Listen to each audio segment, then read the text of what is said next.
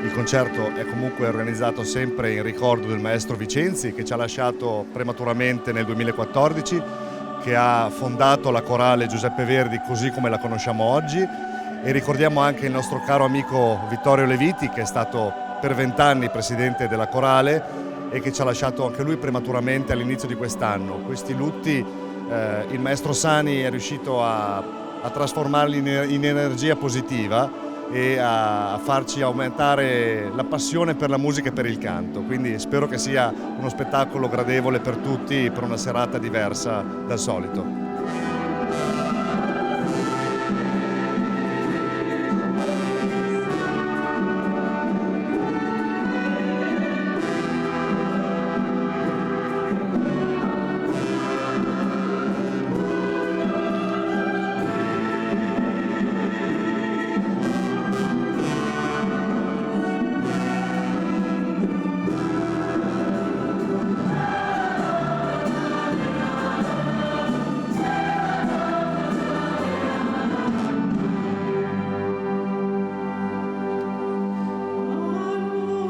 Ci saranno con noi il coro Città di Mirandola e il coro Città di Fiorenzuola. Con noi ci sarà anche il soprano solista Daniela Zerbinati e l'Orchestra Filarmonica Mantovana. Eseguiremo i brani più celebri di Morricone e non solo, faremo dei brani tratti dal Gladiatore e brani di Nino Rota. È stato un programma molto emozionante perché sentiamo una grande responsabilità, suoneremo delle musiche che hanno fatto la storia del cinema e quindi per noi è un grande onore ma è anche una grande responsabilità.